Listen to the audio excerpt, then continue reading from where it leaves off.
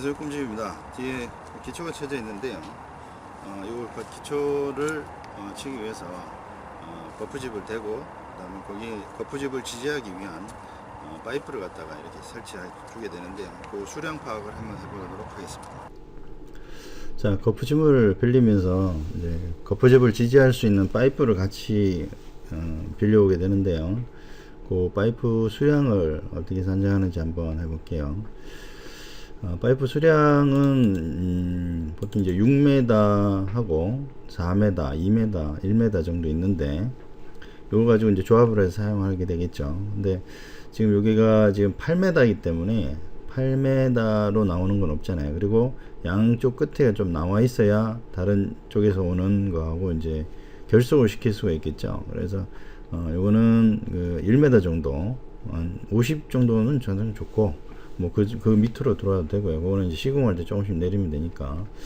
요 8m 같은 경우는 이제 6m짜리 두 번을 연결을 해서 중간에 연결 처리를 해서 진행을 하면 되겠죠. 그래서 8m가 넘어가는, 이제 6m가 넘어가는 것들은 이렇게 하면 되고요. 5m까지도 6m로 가능하겠죠. 양쪽으로 나가는 거 고려해서도. 근데 7m의 경우도 마찬가지로 6m로 처리를 하면 되고, 6m의 경우도 6100개의 경우도 끝에 나갈 수가 없기 때문에 그냥 6m로 처리하는 것이 좋습니다. 아무래도 파이프가 길면 길수록 그 받는 힘은 좀 많이 크겠죠. 그런데 요 같은 경우에는 인코너 쪽에는 상당히 좀 고심을 좀 해봐야 돼요. 요게 지금 3m이긴 3m지만 3m만 가지고는 곤란하겠죠. 그래서 3m만 하면은 여기에서 딱 끊어지기 때문에 처리를 할 수 없기 때문에, 여긴 경우에는 3m 말고 4m, 1m 저희 더 넓은 걸로 처리를 해줘야 되겠고, 요 같은 경우는 1900인데 애매모하죠. 2m를 처리하기는 이제 10cm 정도가 남는데, 요쪽에 결속할 부분 고민하고, 근데 이쪽 결속할 부분은 사실은 똑같죠. 예, 똑같고, 이쪽도 이쪽까지 한 10cm 정도 나오기 때문에 2m로 처리를 해도 돼요. 그래서 4000 같은 경우는 이제 이쪽에서 6m 한 번으로 처리를 하면 되고, 그래서 이거를 이제 두 줄로 위아래를 묶어 줘야 되기 때문에 수량은 이제 2배가 되겠죠. 그래서 지금 전체적인 수량으로 보면 한 단만 했을 때, 두 단은 이제 다 쌓아놓은 걸 보면 이렇게 두 단으로 쌓는 게 되죠. 두 단 위아래를, 밑에 부분은 못으로 고정을 해놨기 때문에 위에 두 부분만 고정을 시켜주면 됩니다. 그래서 한 단을 기준으로 했을 때 하나, 둘, 셋, 넷, 다섯, 여섯, 7개가 나오니까 곱하기 2 해서 두 단을 쌓게 되면 14가 나오고, 4m로 두 번, 그 다음에 2m 두 번, 요것만 있으면 지지를 할 수가 있는 거게 되죠.